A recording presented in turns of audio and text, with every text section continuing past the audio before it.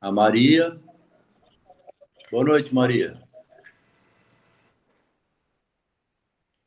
O microfone da Maria está fechado? Maria da Paz. A Ana Patrícia. Boa noite. Boa noite. Boa noite, Ana. Aqui aparece também a Maria. Esses participantes aqui, como é que vocês, hein? Boa noite. Tá.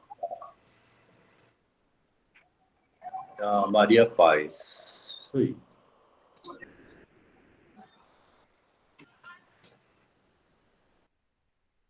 Bom, nosso propósito hoje é ler o conto do Machado, né? Estudar aqui no grupo, né?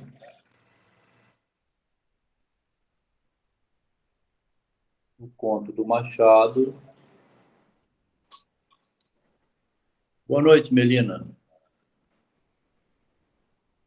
Olá, boa noite. Boa noite, Ricardo. Entrou? Conseguiu entrar, Ricardo? Está participando, Ricardo. Está escrito aqui. E a Maria? A Vânia também?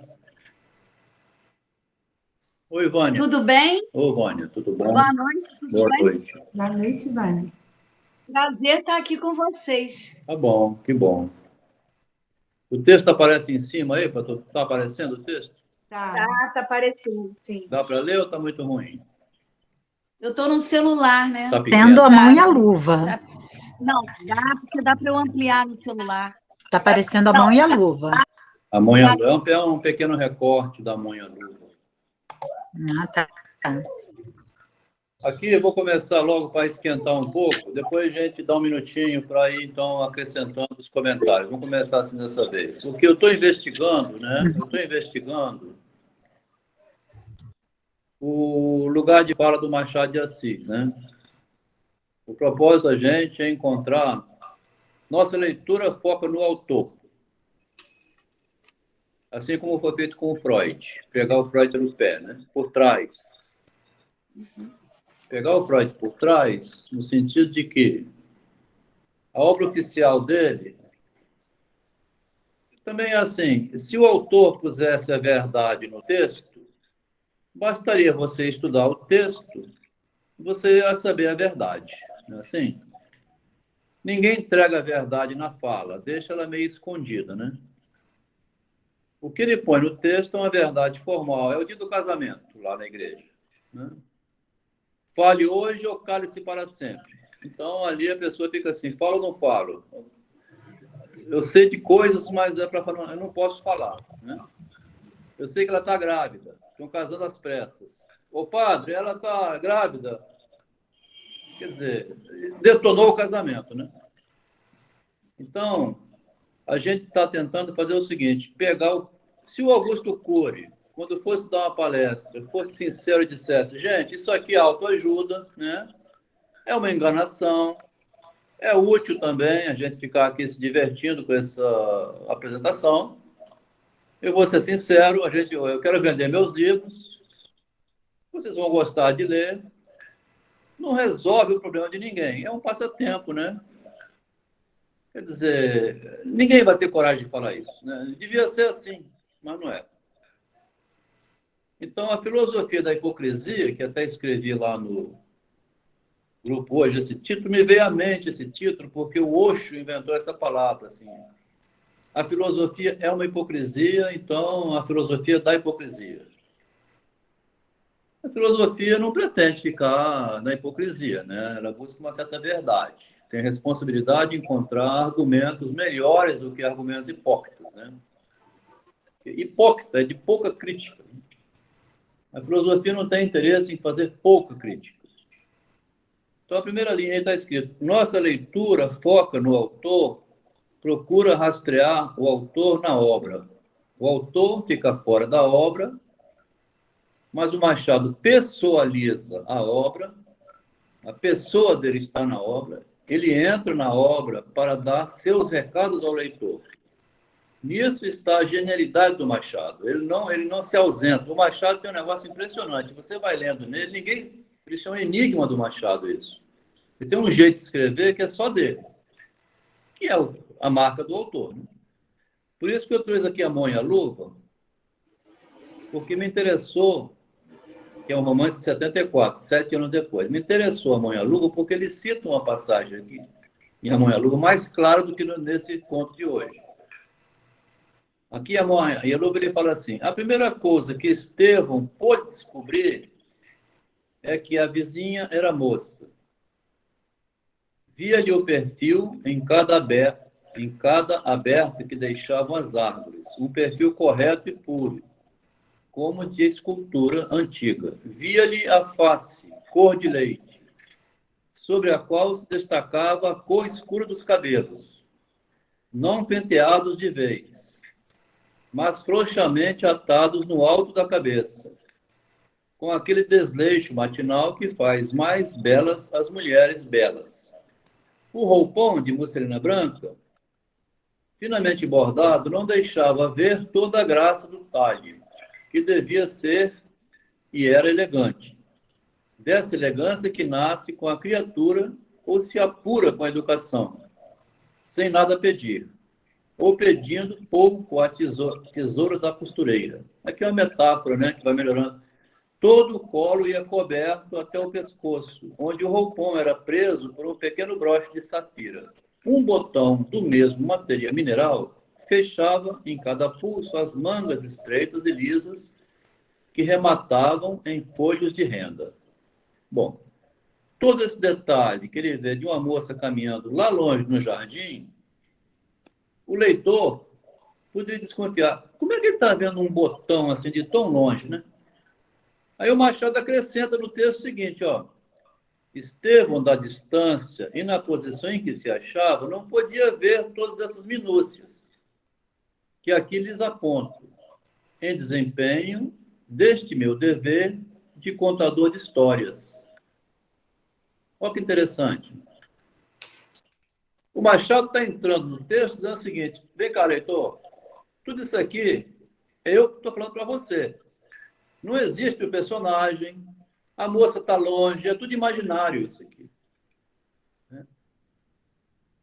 Quer dizer, ele está dando um recado ao leitor que o Estevão não está vendo nada disso.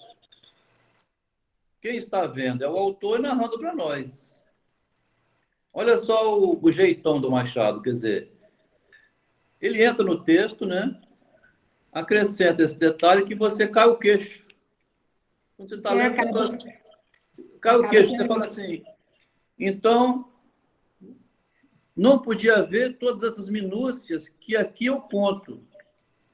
Eu conto isso em desempenho deste meu favor de contador de história. Eu gosto de estar com a criancinha, fala assim, faz de conta que o elefante está voando, a criança vê o elefante voando. Aí você fala, agora ele foi para a direção. A criança está vendo tudo aquilo. Mas a gente acaba fazendo uma imagem, né, daquilo que ele narrou, então, Tem essas duas coisas. né? Você tem a imagem que ele narrou, mas ele está dizendo que é um faz de conta. Mas não faz de conta que automaticamente, né, leva a gente a imaginar aquele botão, aquela renda na manga.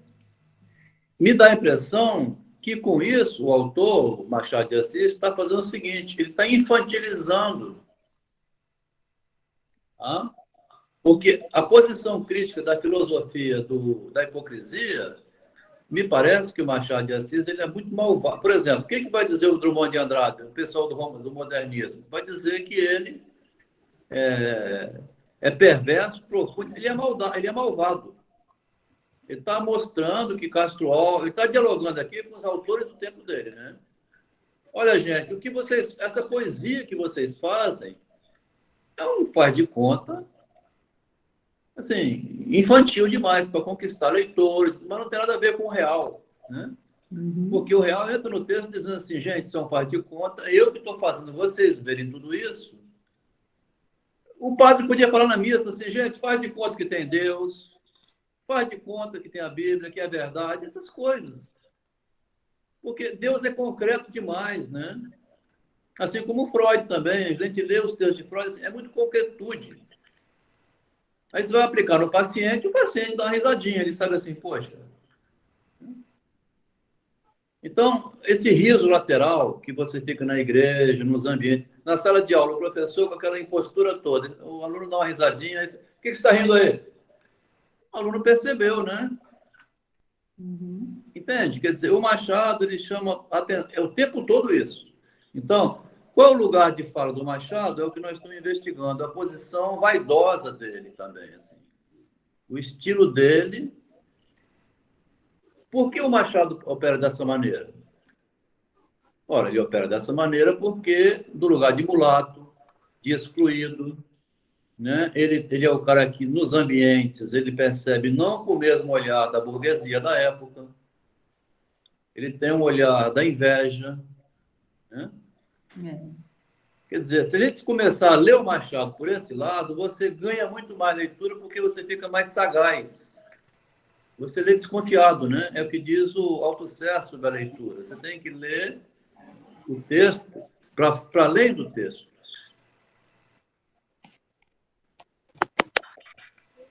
Então, essa introdução aqui em Amonha-Luva, aqui ele vai entrar, então, no conto, né? E quis fazer esse primeiro comentário para a gente ler o possível e o impossível. Parece que ele conduz todo esse ponto de vista. Ele foi querer algo impossível demais para ele, abriu o coração para ela, e ela esperou ele abrir o coração para dar um fora nele. Não é isso? Ou não? Parece que é o que ela fazia com todos, né?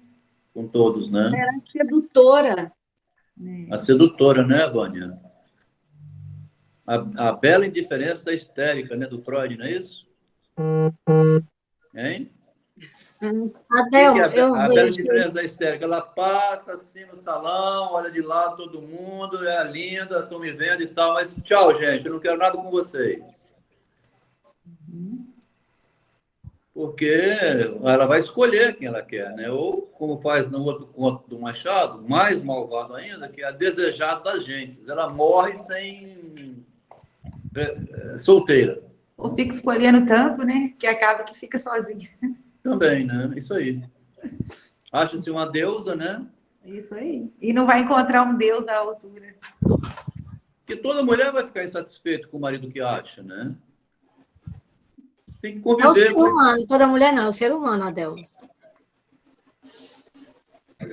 É o ser inacabado, nunca está satisfeito. E outra coisa, os personagens do Machado, assim como a maioria dos poetas, ele se expõe nos personagens dele. Ora, ele é a própria Helena, ora, ele é o próprio rapaz, né, o poeta, ora, ele é a própria mulher lá vaidosa, porque na época dele estava o quê? Essa de Queiroz brilhando, ele queria ser também brilhante como essa de Queiroz, dos Maias. E ele, como mulato, ele era uma forma de dizer, não é a minha cor que vai decidir quem eu vou ser, e vou fazer aqui a minha história, e vou passar por ela e vocês vão ver quem eu sou. É por aí. Eu entendo assim também que a literatura, né, ela é ligada à história, né? Quer dizer, é aquilo também que se está na época. É verdade. Se você for acompanhar a literatura, né, você tem uma ideia da história daquela época. Então, isso, Marcinha. É por isso que ele mastiga tanto para deixar o leitor situado no tempo e espaço. Chega a me dar, no começo das minhas leituras, né, me doía nos nervos. Meu Deus, por que isso é tão cheio de detalhes? Parece uma mulher. Parece uma mulher quando vai contar uma história, parece eu quando vou contar uma história. Mas é porque ele quer deixar o leitor, se acomodar as ideias do leitor para a época. Aquele rapaz cheio de gente dentro de casa, com parente, com agregado, com a pensão do pai que morreu, que tem que dividir para todo aquele povo.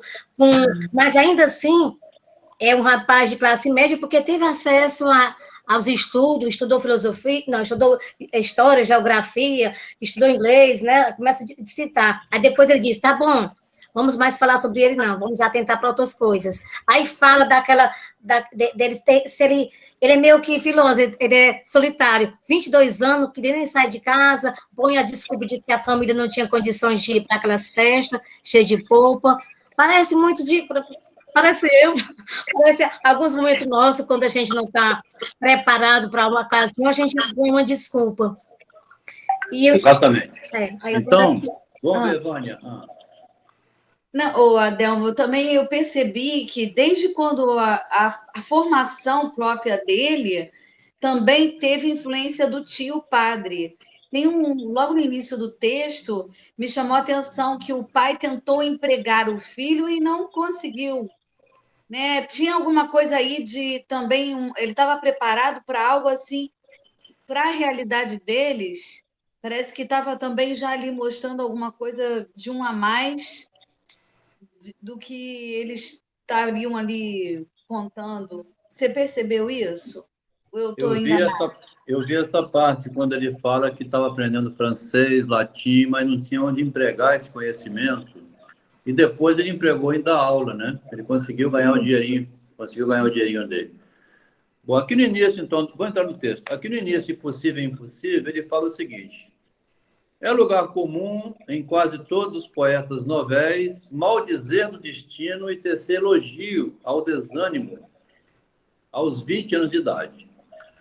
Falar mal de destino e elogiar o desânimo. Resulta daqui que as verdadeiras dores, ele vai demarcar sempre as verdadeiras dores contra uma dor de angústia, uma dor que não seria o ser angustiado, né? Por exemplo, o ser angustiado, vamos pensar, Chico Buarque aos 20 anos de idade, ele começa a cantar: tem dias que a gente se sente como quem partiu ou morreu. Isso é uma angústia genérica, né? O que o Machado vai chamar a atenção nesse conto não é esse sofrimento que a gente tem cotidiano, não. É uma marca de um momento. Aí ele vai fazer uma poesia em cima de uma decepção amorosa. É como se fosse o choque, né? Levando o poeta a se exprimir a partir dali. O Machado, então, já diferencia um pouco com os demais poetas do seu tempo, que até hoje tem o Chico Buarque e outros cantando genericamente, ou fazendo uma sublimação. Aí ele quer localizar assim: tem um dado empírico que faz produzir, diferente de uma dor genérica, né? Ou uma dor genérica seria um disfarce que o autor também não quer dar, que aqui ele dá o dado, né? O problema aqui é a Sílvia. Mas se eu quiser escrever um conto que eu não quero mencionar a minha Sílvia, aí eu faço um deslocamento. Aí ele fala, essas dores, né? Tanto mais vivas são, tanto maior é a dor de os ver desvanecidos. Então ele começa preparando o leitor, dizendo a diferença da poesia dele, que lá em Munha Luva ele fala o tempo todo: eu estou fazendo poesia em forma de prosa. O Machado faz poema em prosa. Eu nem sei se o Machado tem muitas poesias. Tem um livro de poesias dele. Tem livro de poesias. 2 livros. É certo que são comuns os poetas desiludidos aos 20 anos, mas entre uns e outros há a diferença do falso ao verdadeiro. Tá? O que sofreu mesmo e o que está só escrevendo poesia. Há nas dores sinceras um tom de verdade, singela e pura ingenuidade, que não se confunde com os arrebiques mal aplicados da poesia chorona por convenção, ó. O dramalhão, né? Aí o nosso herói tinha 22 anos. Aí ele cita, então, um exemplo aqui, por exemplo, desde 12 anos, que ele já parou para observar a hora do pôr do sol. E ficou ali parado para trás. Então, ele era uma pessoa ausente da realidade já. Ele não acompanhava a caminhada da família. Ele era absorto. Não ser absorto com 12 anos já, né? Eu já vejo o contrário mesmo. Ah, é? Eu já vi um filósofo nascendo ali com 12 anos, fica ali olhando para o sol, porque o sol, entendeu? Eu já vi o contrário, já vi, é por isso a dificuldade de ter tanto conhecimento, mas não se Mas por que encontrar. o contrário, Ana Patrícia? Não, assim, talvez eu não, porque eu adoro ir para o convite franco de vocês, né? Mas Não. assim, quando o senhor coloca que ele era uma pessoa absorta, uma pessoa que não estava, tipo assim, não estava na Terra, eu já acho que ele estava analisando por fora, estando por dentro. Por isso que ele ficava longe. A posição do filósofo não é aquele que fica cortando carne. Então, querida, é por isso que eu vejo no nosso protagonista o filósofo nascendo ali com 12 anos já. Ele olhava para o sol, coisa que ninguém tinha parado para olhar. É isso aí. Concordo com você. Ele está numa posição filosófica de distante da realidade e começa a fazer poemas. Ele pretende fazer porque ele não faz. Aí ele vai fazer um poema. O jovem poeta, descontente com o mau efeito da obra, assim, aqui ele vai, escreve um pequeno poema, ele fica aborrecido com o que ele fez. Quis rasgá-la, mas o tio padre interveio a tempo e convidou o rapaz não só a conservar as suas primeiras estrofes, como ainda a metrificar outras. Olha só que interessante. Quer dizer, você faz uma coisa, você acha que fez uma merda, você vai jogar fora, né? Aí vem outro e fala assim, não, tá bom, continua, faz mais, não joga fora, não. O poeta quis se excluir, mas teve apoio. O que você fez não é tão feio assim. Aí eu escrevi um textinho hoje sobre isso, porque a pessoa fica nesse impasse, né? O que eu faço, será que é bom? Quem é o outro que vai fazer você ultrapassar esse obstáculo para ir projetar sua obra lá fora, né? Todos nós somos talentos desperdiçados. Se eu me arrisco a fazer alguém, eu mesmo acho ruim, se eu tiver algum apoio, eu posso ir para frente. Agora, o mais correto mesmo é a própria pessoa confiar no seu taco e ir fazendo, né? Seria... Mas não tem nenhum erro, não está errado a pessoa que já tem uma certa maturidade dizer, como disse o tio dele, não, calma aí, guarda, melhora, depois vem uma ideia melhor, guarda aí. Isso aí. Lá em A Mãe à Luva, o Machado já melhora, ele coloca outra frase que eu trouxe para cá, sobre os concorrentes da Guiomar. Tinha dois que eram concorrentes fracos, mas tinha um terceiro, que era o Luiz Alves. Aí o Machado bota assim, teria faltado a ela determinação e coragem para seguir pelos seus próprios meios. Aqui já aparece o seguir pelos seus próprios meios. Independente de elogio de empurrão de pai e mãe. Aí está na Mãe à Luva. Uhum. Sim. Né? Ela fala assim, ó, dos dois homens que lhe queriam, nenhum lhes faltava a alma. Ela sentia que Estevão pertencia à falange dos tíbios e Jorge à tribo dos incapazes. Duas classes de homens que não tinham com ela nenhuma afinidade eletiva. Ela não queria nenhum dos dois. Não igualavam, de certo, os dois pretendentes.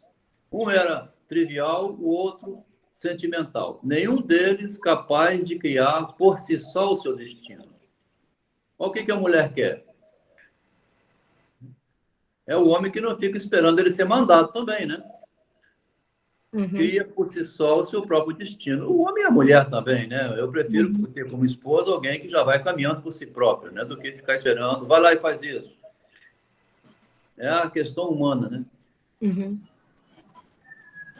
Aí ele vai continuar com o Teófilo. O Teófilo chamava-se o nosso poeta. Era filho de uma... Aí vai contar um pedacinho.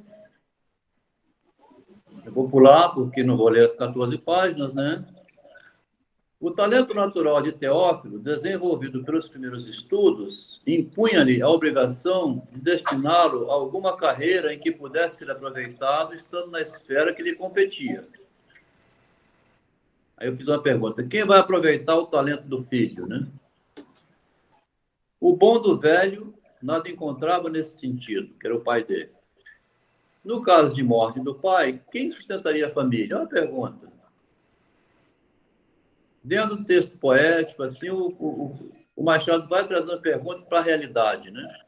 Uhum. Essa era a questão capital no espírito do pai de Teófilo. Quem vai sustentar minha família se eu morrer? Entretanto, Teófilo, que tomara gosto às letras, e aproveitando as lições do padre, aumentava o cabedal de instrução. Desenvolveu-se no latim e no francês, estudou inglês e italiano, Eu tenho a impressão que esse conto é biográfico, tá, Vânia? Oi? Eu tenho a impressão que esse conto é autobiográfico, tá? Os personagens de Machado, eles se revelam através deles. Eu vi muito Machado nesse personagem. Isso aí, Vânia. Ana, eu acho que esse texto é muito autobiográfico, assim. Ele sabia um pouco do francês, do Machado, sabia um pouco do inglês, italiano, latim. Com 12 anos já tinha um Despertar. Com 16, os primeiros escritos que ele publicou, em 58, por aí, 56. Está muito assim... Né? E essa proximidade dele com as lições do padre, né? Nesse texto, nesse aqui. Acho que tem ele traz um pouquinho dele em cada texto. Eu gostei muito do que a Ana Patrícia falou, porque eu também percebi isso. Eu sempre procuro ler que em cada personagem é um modo dele trazer uma pigmentação do que acontece por dentro, né? É isso aí. Exatamente. Então, aprende primeiro geografia, respondeu-lhe o padre. Quero conhecer história, tio. Aprende geografia primeiro. É preciso, não? Sem dúvida. Aí ele põe aqui uma metáfora linda, ó. Como has de tu saber do que houve na casa sem conhecer antes das disposições da casa? Muito bacana isso. Não é geografia, né? Que geografia tem na casa, né?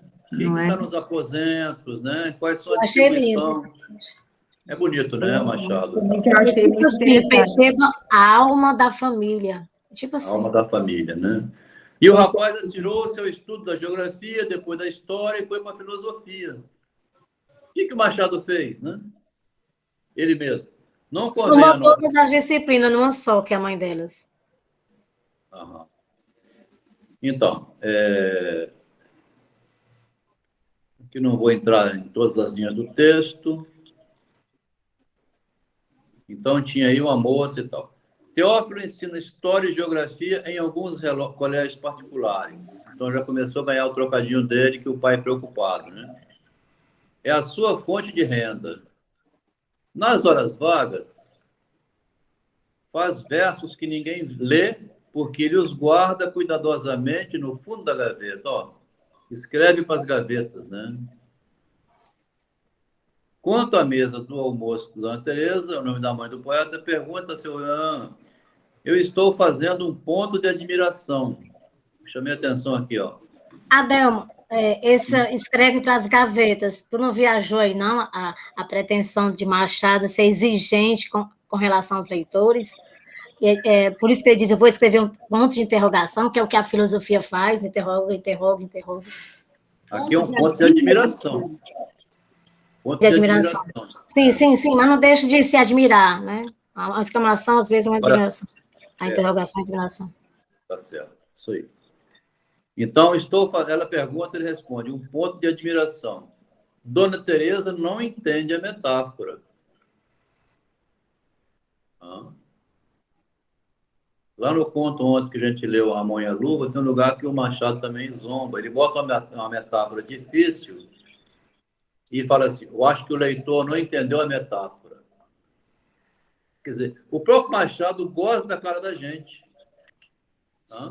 Ele está gozando da cara do leitor. Ele fala assim, eu vou explicar essa metáfora depois. Porque lá ele explica, ele fala que é um pós-scripto, que ele encontra de novo a moça. A Guiomar. O Estevão encontra de novo a Guiomar lá no outro conto. Adelmo, viu, Adelmo? Agora, um minutinho só, Ana. O ponto de admiração ele vai esclarecer agora, que ele fala assim, Dona Teresa não entende. Mas a gente vai ter que entender, né? Como é que é essa metáfora aqui do ponto de admiração? É porque tem alguém que admira os textos dele, que vai ler enquanto ele não está presente. E a menina lá chamada Helena, né? A Helena, inclusive, ela cuida do seguinte. Na casa tem uma escrava que arruma tudo. Só que ela fala para a escrava, o quarto do Teófilo sou eu que arrumo. Você não entra lá. Então, Dona Teresa não entende a metáfora que é o ponto de admiração. Olha só o jogo do Machado, Vânia. Quer dizer, tem alguém que vai ler e o Teófilo não sabe, a Tereza não sabe, e só quem sabe é nós que estamos lendo e a moça, que vai lá e lê. E ela fica admirando as poesias que ele escreve. Então, há um ponto de admiração nesse conto que o Machado revela só... É igual quando você está vendo um filme que só a gente sabe quem é o bandido. A polícia está procurando, a gente sabe. Vai pegar, vai pegar, vai pegar. Aí você fica torcendo para o bandido escapar. O Machado está criando esse elemento aqui, dizendo... Porque ele vai... Daqui a pouco ele fala, Dona Teresa não entende a metáfora. Será que o leitor entendeu? Olha só o que ele está falando. O Machado está dizendo, a Dona Teresa não entendeu. Leitor, você entendeu? Isso seria de crer que a agregada também não entendesse. A agregada é a Helena. Se um sorriso sonso, inteligente, não roçasse os lábios a essa resposta de Teófilo, tá vendo? Ela deu uma risadinha. É como se ele estivesse deixando um recado, dizendo assim, olha, eu estou deixando umas poesias lá e eu sei que a Teresa está lendo. Para o Machado, né? Porque quando ele diz que bota nas gavetas,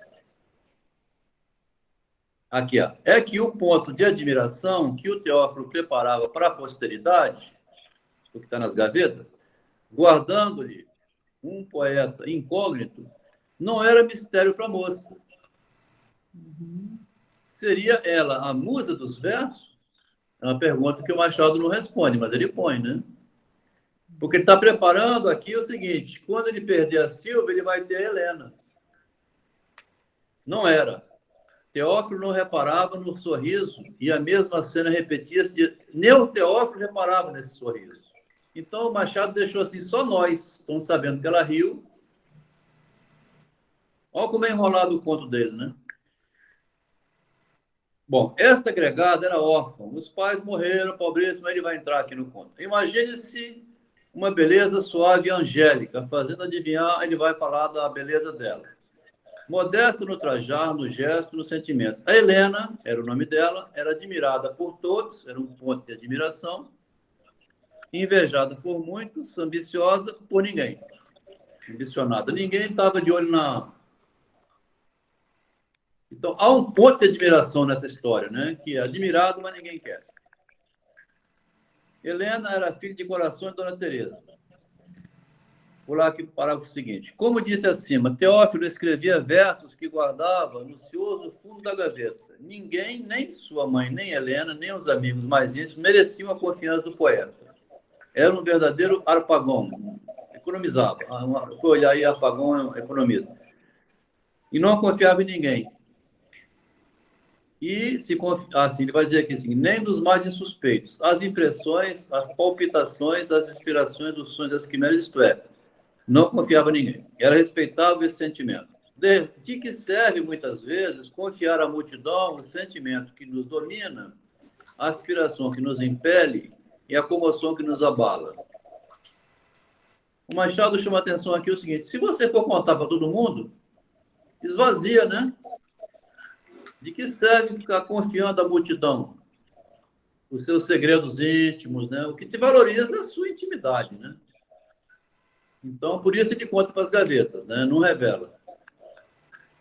Teófilo sentia-se puro no meio do silêncio e da obscuridade. Parecia-lhe que, do momento em que abria-se a todos o íntimo em seu coração, murchava-lhe a flor do sentimento e a sua alma ficava menos pura.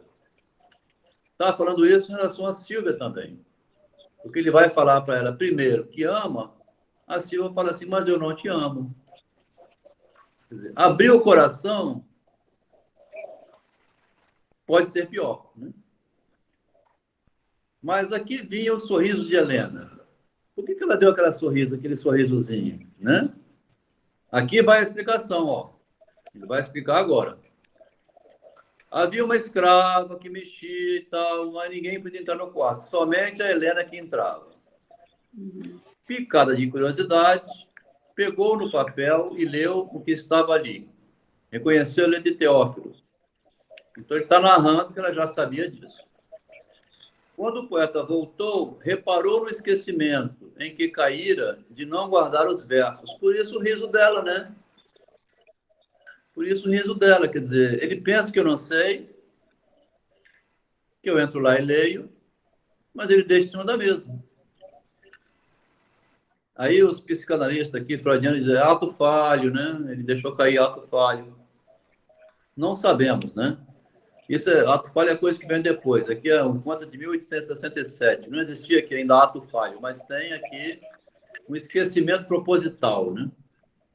Você está citando como ato falho, e isso que a Ana Patrícia falou do fundo da gaveta, também está atrelado a alguma coisa aí, que no fundo dali, o que ele escreve, esse ponto de admiração, tem ali a Helena, que é alguém que ele coloca todos os traços de singeleza, mas que ninguém como é que ele fala? Que ninguém a quer. Ninguém a cobiça. Por isso que também não chama atenção, ele não valoriza a princípio. Não valoriza a princípio, né? E daí quando Isso, fala muito da fácil Sílvia, ali na casa, isso. a Sílvia é aquela que tem toda a beleza exterior e que ele pintou a Sílvia com tudo isso que tem na Helena. Verdade. Isso aí. Exatamente, Quer dizer, mas como a Silvia estava em outro ambiente, né, no comendador, né? Adelmo, sem contar que ele ainda não tinha tido a experiência do amor, né? Então, ele não poderia reconhecer, saber como é que era. Interessante, ó, Melina, tá vendo? Justamente, quer dizer, ele vai falar mais na frente a experiência do amor, né? E ele fala também que Helena não tinha o amor de mulher. Mas eu acho que o que a Melina traz aí desse segundo momento o que ele projetou na Sílvia, mas tinha alguma coisa de uma experiência dele com a Helena e com a mãe, que é o cuidado. Ele tinha um cuidado com elas, que às vezes até pensava assim, saiu mais cedo do trabalho para poder compensar o tempo que ele iria estar na festa. Sim, ele não teve a experiência do amor por uma mulher, né?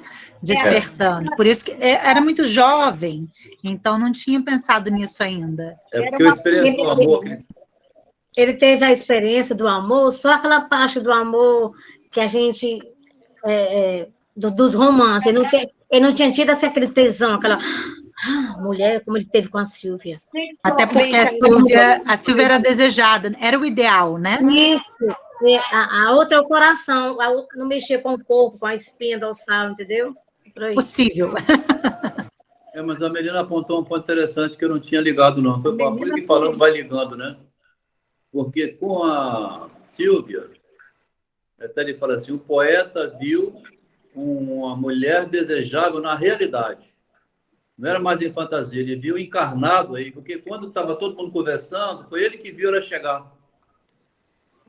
Primeiramente, nossa, chegou uma deusa encarnada, né? Aí a experiência do amor surgiu, né, Melina? Seria por aí, né? É isso aí mesmo. Ele desce do pedestal e vai amar uma menos do que aquela, né? Exatamente. Depois de cara, né, o negócio. Adelmo, aí é que tá. Ele não vai amar, ele pensa que a ama, porque como a Vânia falou, é tão bom, né, ler o livro assim com várias pessoas, ele amava e não sabia Helena. O amor verdadeiro estava em Helena. Ele podia até não amar, me corrigindo aqui, mas o amor verdadeiro ele não estava, se né? a Silvia casasse com ele ia embora com ela, Ana. Eu não acredito que o amor verdadeiro dele estava em Helena. Será? Ele viu, ele gostou do que ele viu. É tanto que ele fica assim, fica com raiva dele mesmo de ter se magoado, o orgulho, entendeu? O amor não machuca o orgulho. Mas, Ana, ele só faz essa reação porque quando ela diz que não lhe ama. É convidado a isso pelo outro que diz assim, você foi salvo pelo amor próprio. O outro anuncia isso para ele, fala assim, olha, se não fosse seu amor próprio, você virá alcoólatra. Pois é. Tá? Então, o amor dele, a princípio, seria amar a Bela da Sílvia, junto com o amor próprio dele. Deus. Mas como ela deu um fora nele, o que salvou ele foi que ele ama ele mesmo, em primeiro lugar. Ainda bem. Ainda bem. Aí ele vai, então, se dedicar a algo menor, mas que também satisfaz, porque ele vai, no fim, perceber um amor pela Helena, né? O conto é complexo. O conto é complexo. Parece simples, mas é complexo. Eu fico preocupada porque ele casa com a Helena, depois, se der certo, ele ainda vai querer ficar com a Silvia. Não, eu acho assim, porque quando ele diz serei dela, esse amor curar-me-á. Quer dizer, ele não pensou se ele poderia fazer a Helena feliz, né? Feliz, não. Né? Ele quis que o Tava amor preocupado com dela ele. curasse ele. Então, assim, você vê o narcisismo ali o tempo todo, porque, né, ele não amava Estava ele. querendo uma pessoa que o adorasse. Poderia dar Não certo. foi Silvia, não né? foi Mas, Silvia, assim, mas Helena. é uma coisa muito arriscada, né? O que ele estava pretendendo fazer, né? Ficar com uma mulher pensando que ela pudesse curá-lo, né?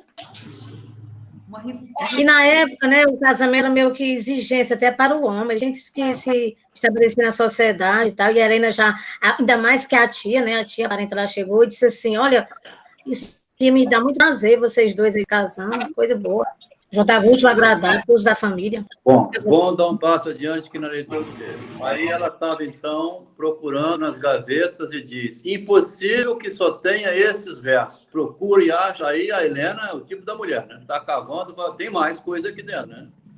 A moça leu e releu os versos, muitas vezes enxugou os olhos. Ela viu nas composições de Teófilo um eco às secretas aspirações da alma dela. Então, ele escrevia... estava em correspondência, pela idade, pelo ambiente que viviam, as fantasias do tamanho deles, vamos dizer assim, né? Uhum. Nada de Silvia aqui, né? Eram poemas que correspondiam às aspirações dela. Era que a situação de ambas era quase a mesma. Aqui o Machado está frisando a situação mais ou menos nível de igualdade, né? Porque a princesa e o plebeu criam uma desvantagem muito grande. Então, ele insiste aqui, era que a situação de ambos era quase a mesma. Então, o que ele escrevia era proporcional ao tamanho dele e dela. A moça, quando acabou de ler todos, aqui ele vai. Depois, Teófilo não reparou em nada. Aí, tal é a explicação do riso da moça, né? Tal é a explicação do riso daquele comentário que ele fez antes, que é o ponto de admiração. Que depois de ouvir muitas vezes a resposta misteriosa do poeta, chegou a compreender-lhe o alcance e ria-se à socapa, como quem dizia que o ponto de admiração do que falava o moço não o era para ela. Então, o que eu estou, no meu estudo do Machado, estou deixando claro assim, mas é bom repetir. Ele joga umas metáforas no texto, aí ele fala que um personagem não entendeu. Mas ele está querendo dizer assim, você, leitor, também não entendeu, e eu vou esclarecer aos poucos. Olha que gozado que ele faz, né? Ele está jogando xadrez com a gente, né? Ele mexe o rei, a rainha, e você está perdendo o jogo, de repente ele vira o jogo, mostra. Quer dizer, ele tem uma ardilosidade para entrar no texto, que lá na frente o Drummond vai dizer que ele é perverso, profundo e ardiloso, porque o Drummond leu isso nele. Essa leitura sagaz que os poetas fizeram. Inclusive, o Machado ficou banido, né? Ele ficou um tempo banido, assim. Ele foi recuperado na década de 40, quando publicaram todas as obras dele, porque ele, como mulato, com esse estilo dele, assim, de entrar jogando metáforas que nem o leitor entende. Então, chega lá o Augusto e faz o convite. Essa história do convite ficou bem clara, né? Ele queria salvar o amigo muito recluso, o amigo volta e agradece. Então, eu vou, porque vocês estão querendo me ajudar a sair de casa. Eu fico muito com a mamãe e a Helena, né? Então, ele fala... Aí ele fala assim, parecia um crime se divertir de sair em casa, duas pessoas que eu ficava estremecido.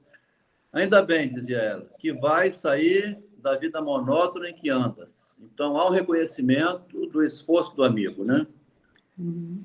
Quanto a Helena demonstra um ciúme aqui, né? Ela vê ele saindo, poxa, eu não vou, né? Quanto a Helena, se Teófilo reparasse melhor, veria, através do sorriso de prazer que a moça procurava desfolhar dos lábios vermelhos, havia outro sorriso de mágoa e de pesar. Seria mágoa e pesar de moça por não ir tomar parte do sarau.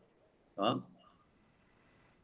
Eu tenho para mim, na minha hipótese de pesquisa aqui, que a gente está para escrever um livro sobre Machado nesse período, como filósofo, um filósofo da hipocrisia e também da ironia, assim, um filósofo muito mais além do que um escritor.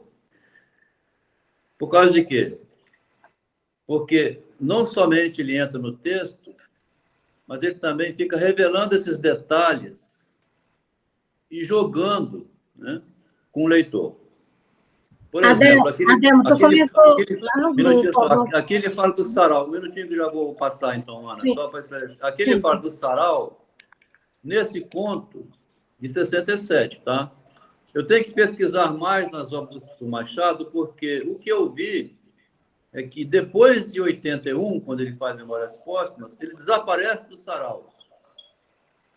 E Helena tem sarau, e Mamãe a Luva tem sarau, os personagens frequentam sarau, lá eles escutam um monte de coisa, relatos de obras, né? Ele só volta a publicar livros em 1899, que é o Dom Casmurro.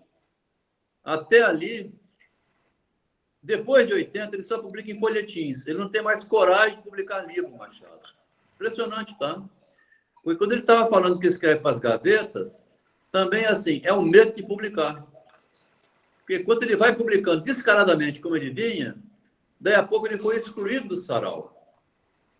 Tem uma carta de 1939 do Mar de Andrade que fala assim: o Machado é uma companhia que eu não queria ter. Se você for entrar na cozinha da Márcia, do Adelmo, da Melina, da Ana e das pessoas e começar a conhecer, daí a pouco você vai falar lá fora assim: nossa, a Melina bate nos filhos dela, ou então ela sai para trabalhar e deixa com a empregada. É o mesmo dele não quer essa pessoa como amigo nunca, né? É o mesmo dele contar a hipocrisia que havia nos lares, né? Nos saraus. É melhor ficar de fora. Me dá a impressão que ele frequentava os saraus, ele era muito inteligente, interessava aos outros que o Machado comparecesse. Mas quando foram ler a obra dele, ele falou assim: Machado, o comendador, você botou todo mundo na obra, trocou de nome, seu sem vergonha. Pô, você... A Silvia é a filha do comendador. Porque quem vivia naquele meio, né, sabia exatamente de quem ele estava falando, né? Quer dizer, o Machado está dizendo: eu faço filosofia do real, não é imaginário poético, estou dizendo isso na minha obra. O Machado, você é um cara de pau, né? Você foi lá, viu minha filha e botou lá com o Teófilo. Pô, quer dizer, ele faz essa mudança, aí provavelmente foi excluído, né? Tá? E o interessante, Adelmo, também é a origem do nome dele, né? Teófilo.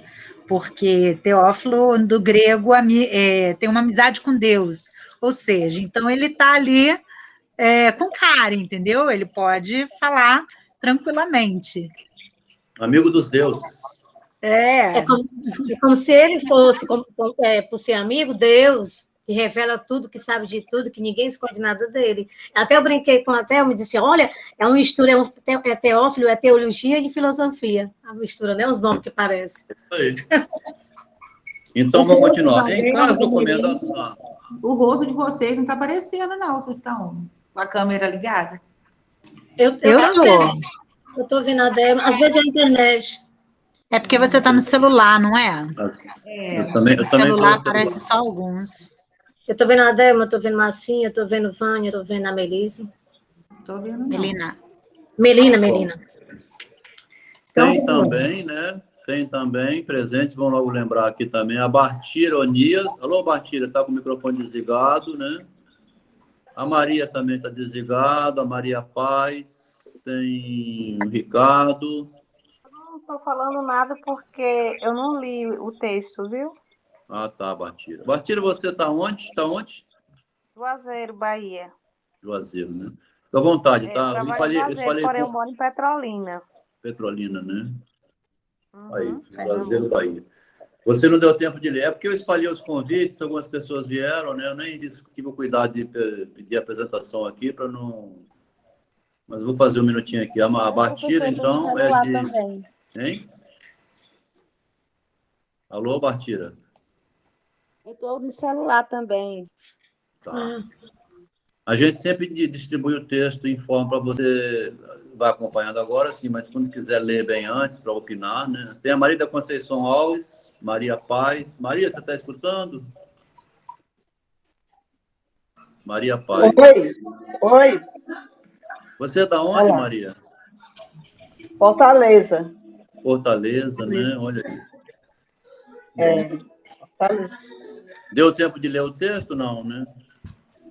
Deu nada, eu estou aqui ouvindo aqui vocês e fazendo aqui a janta, preparando aqui a janta. Tá ótimo. Daí você querendo ler depois. A Maria da Conceição sempre lê. Maria, vai falar boa noite para nós? Não, hoje não, deixa para a próxima, tá? Hoje não. Não, a Maria da Conceição, né? Maria é mudinha, não gosto muito de falar, não. E tem o Ricardo. Você está aí, Ricardo? Então não respondeu, deixa para lá. A gente vai para frente. Adelmo, e você sempre fala sobre a questão da idolatria, né, ao autor, que acaba cegando para muitas coisas, né? Quando eu li, você também está comentando isso, a Ana Patrícia também disse, a respeito da gente ver o Machado um pouco em cada personagem, né? Mas, por outro lado, você entende que ele está ali retratando a sociedade. E isso causa uma irritabilidade nas pessoas que se identificam nos textos, né? E aí já ouvi de pessoas que admiram muito Machado que ele era muito ético e que ele jamais iria escrever denunciando terceiros. A escrita dele seria pelo que ele viveu. Mas eu acho isso meio impossível, porque, de algum modo, quando você fala de si num contexto que você vive, não tem como você não falar de outros, né? Isso aí. Quando você fala de outros, está falando também de si. E por aí vai. Bom, Vânia, é verdade. Então, aquele diagnóstico que Machado, que Drummond dá em 1925, que dá lá na frente, esse diagnóstico, lá no tempo dele, 40 anos depois, eu penso por mim que deram antes também. O que o Drummond vai dizer? Esse cara é um sem vergonha, ele, né, anota tudo e faz texto literário.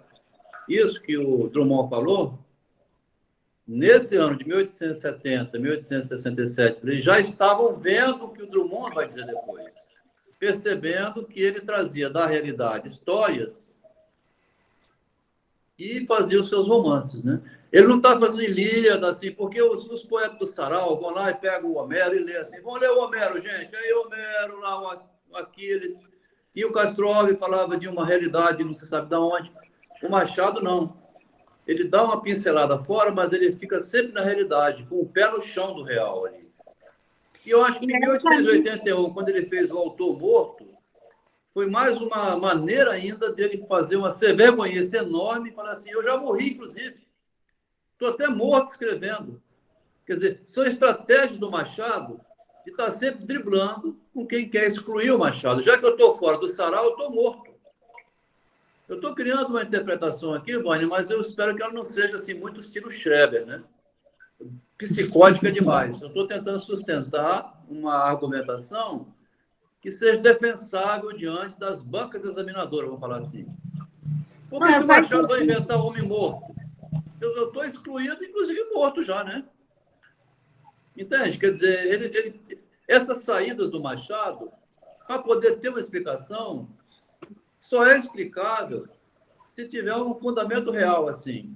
Que quando o Drummond diz em 25 que ele era um sem vergonha do escritor, filho de uma puta, vamos falar assim, perverso, profundo, ardiloso, é a mesma coisa de sem vergonha. Quando ele fala isso, já tinham percebido lá atrás. Eu acho que quando ele teve aquela crise no final de 70, que todo mundo diz assim, ele ficou epilético, ele afastou-se para Friburgo, ele ficou 3 meses afastado do Rio, Machado nunca saiu do Rio, apenas uma vez ficou 3 meses. Eu acho que essa doença aí, falou assim, pô, os bandidos me tiraram do sarau. O que eu faço agora? Vou inventar um autor morto. O autor morreu. Vocês mataram o autor. Tudo, né? Não acontece mais Vocês nada. mataram o autor. Inclusive, vou dizer o seguinte no meu livro, que tem aqui, ó, a Virgínia que trai o Lobo Neves. Eu vou poder com vocês, tipo assim, vou contar o resto da história. Sei que tem mulher de desembargador que foge por aí com o Brás Cuba, que já morreu. Ele faz uma tremenda metáfora para denunciar a hipocrisia todinha da sociedade. Tipo assim também, vocês querem me matar, né, me tirando né, dessa participação, mas eu ainda não... Piorou. Estou Tentaram me tirar, piorou. Tá, foi o que Freud fez com o Jung lá, Jung com o Freud. Quando o Jung quis passar na frente, tomando a psicanálise toda para o lado da religião, mitologia, horóscopo e tarô, essas coisas, o Freud falou, rapaz, é o seguinte, ó, a psicanálise é a criação minha, somente eu sei o que é a psicanálise, sai daqui, deu um tapa na cara dele e foi fazer, então, uma filosofia mais voltada para o narcisismo ali, foi criar luta e melancolia, um estranho e tal, quer dizer, é preciso ler o Freud por esse lado. É porque só pensando assim dessa forma que dá para compreender, né, por que o morto foi fazer o livro, senão fica muito sem sentido, né? Eu não tinha pensado por esse lado. Quer dizer, o teólogo vai ficar escrevendo para as gavetas, né? Eu vou publicar. Só que ele quebrou a cara publicando, né? Então ele apareceu de novo de outra maneira, então eu vou aparecer como morto. Aí agora não pode falar nada. No caminho de Drummond, o Machado também teve muitas pedras no caminho dele para provocá-lo e escrever o que escreveu. Isso aí. Não é à toa que Rubens Alves fala que ostra feliz não faz pérolas. A gente precisa dessas espetadas para a gente poder produzir alguma coisa. Ganha compreensão, né, Vânia? Ganhar compreensão não é pecado. Você falar que o Freud errou não é pecado. É melhor São as experiências, né? Ele deu a volta por cima. O próprio... ganha conhecimento. Você admitir um erro não é falho. Isso é bonito até. O Machado, provavelmente, ali, quando ele fala assim do realismo, ele já estava meio realista. Só que tiraram ele. Aí ele virou mais realista ainda. Eu sou bobo. E foi fazer as coisas que ele fez, que nós sabemos, né? Mas que ganha conhecimento, você ser sincero também. E não precisa tanta hipocrisia, né? É o que eu estou querendo dizer. Né? Agora tem polidez, Adelma. As coisas que Machado ensina é que a gente não joga assim as coisas tão a céu aberto. Não. Ele vai lá por um caminho meio tortuoso e dá o seu recado. Se ele fosse a céu aberto, ele não ia ser eleito presidente da academia. Não ia ser o Machado. Mais encarado, eles iam fuzilar ele mesmo. Claro, ia morto, ia matar de verdade, matar mesmo de verdade. Ia ser morto de verdade, excluído total. Então ele deu uma voltinha, né? Pois é, isso. Ele passou pelo verso, né? Conseguiu. Então vai. É a primeira vez que o poeta se achava em uma reunião dessa ordem, naquele ambiente. Aí ele foi para um ambiente rico, né? Agora, então, ó, o miserável indo para um ambiente rico. Tudo era deslumbrante ali. Augusto, como bom amigo, serviu a Teófilo de Cicerone. O amigo Augusto ainda foi introduzindo todo mundo. Quer dizer, tem que segurar esse rapaz, que ele é muito tímido. Aí, como acha o baile, perguntou um dos rapazes a Teófilo. Esplêndido. Aí, bem, disse Augusto, agora vamos à eleição. Aí tem uma candidata lá, Maria Leocádia, né? Rainha Leocádia não é muito boa, mas, independente de não estar completo este Olimpo, quem é Deus, na tua opinião? Olha o que o Machado vai responder sobre esse Deus, hein? Esse Juno. Ele vai dizer o quê? A frase? Não sei. Esqueci. O Machado dá um fora aqui, quer ver? Deixa eu botar aqui o Juno. Hein? Com efeito, uma moça alta acabava de entrar e atravessava o salão, com a majestade com que Juno devia atravessar o Olimpo. Nos tempos em que havia Olimpo e Juno, ó. Eles ficam citando Homero, as Ilíadas, ficam falando dos mitos, naqueles tempos lá, bicho. Ó, eu estou falando aqui de uma Lívia, na realidade.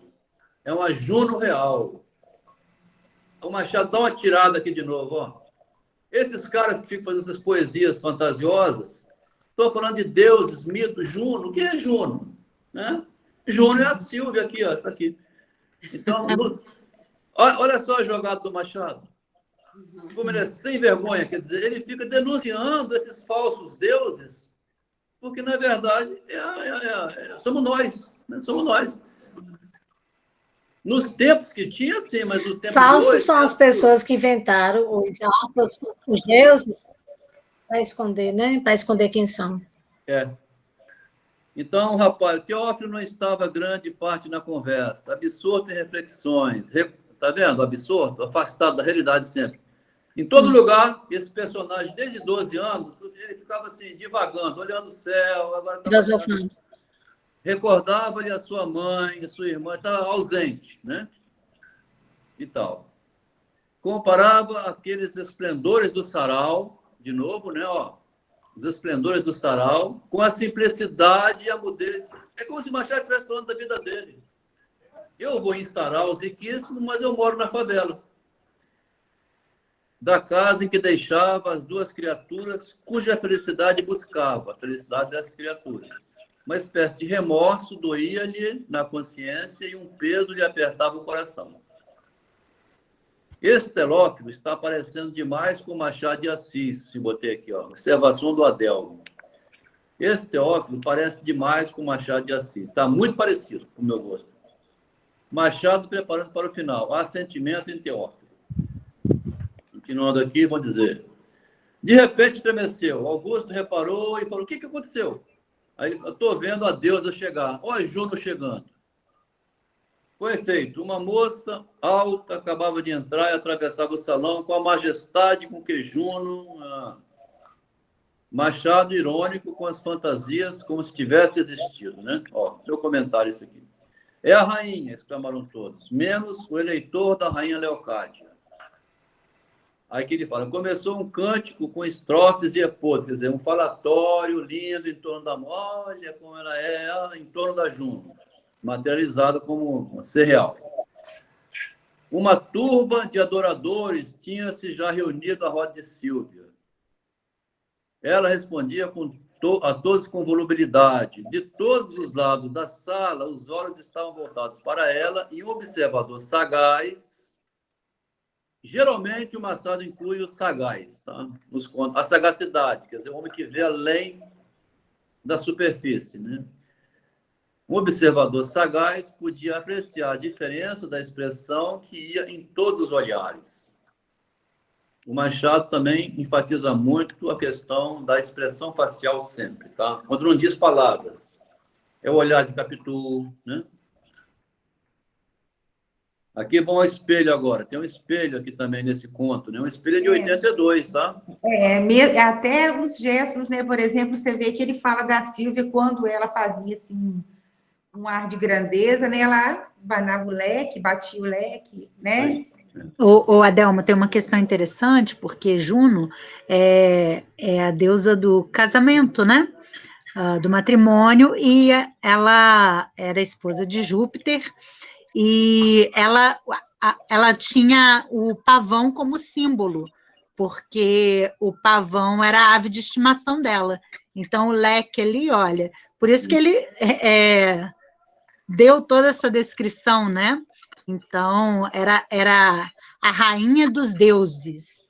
Olha só. Aonde vai a história, hein? É demais, né? Agora, só que essa rainha do casamento aqui, Melina, lembra bem que ela não queria casar. Não? Ela fala isso, né? Exatamente. Eu só quero ser amada. Agora, daí para frente, eu não quero. Porque aí também na história de Juno e Júpiter, Júpiter fez alguma coisa lá, é sempre assim, né? O marido sempre faz uma coisa que a mulher não gosta. Aí ela ficou brava lá, entendeu? Então ele pegou e falou, deixa minha Juno aqui solteira, né? Poderosa das poderosas. Bom, ele vai mencionar o espelho, que é um conto de 82, aqui em 67, 15 anos antes. O espelho está um pouco aparecendo de vez em quando na obra do Machado. Porque ele fala assim, Sílvia sabia que era singularmente bela e tinha vaidade disso. Era elegante por natureza e também por educação. Os homens a requestavam e repetiam-lhe a cada momento aquilo que o espelho lhe dizia durante o dia, a cada hora. O próprio espelho falava para ela isso, né? Já nem preciso vocês ficarem falando, mas eu gosto de ouvir assim mesmo. Teófilo parou a porta e vai. A moça apenas o viu, fez um sinal com o olhar. O moço obedeceu, obediente ao olhar. Não me acha um ar de filósofo, disse ele, sem largar o braço de Teófilo.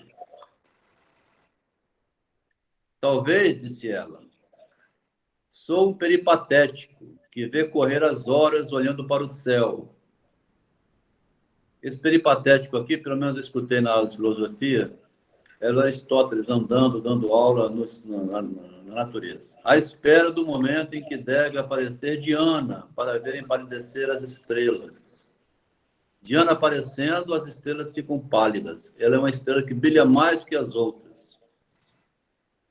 É a Sílvia, né? Aí eu botei assim, como que o Machado faz o giro para dizer as coisas? Também se exibindo como aquele que consegue fazer esses giros, né? O Machado é terrível, hein? Deveras, disse ela, movendo voluptuosamente o leque. A conversa continuou animada pelos ditos joviais e, de algum modo, familiares de Augusto. Teófilo tomava parte da conversação quando lhe permitia o êxtase em que estava diante da singular beleza de Sílvia. Arrasou. Então, devo dizer... Vou voltar aqui. Sílvia era realmente bela no sentido amplo e elevado. A ideia de Cleópatra e Antônio. Aqui, Antônio e Cleópatra é uma obra de Shakespeare, né? É um livro dele, né? É o Machado esnobando conhecimento. Eu devo ter escutado falar isso, fui na biblioteca, conferiu, tinha em casa também e tal. Eles falam que o Machado era muito culto. Tinha todos os... Ele lia Shakespeare, Adelmo, ele lia Shakespeare. Pois é.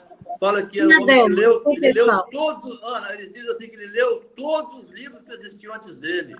Vixe. O Machado. Leu todos. Eu não duvido, na época não tinha essa meio de comunicação que temos hoje, o povo lia bastante, né? Sim, gente. Pode ler todas as obras.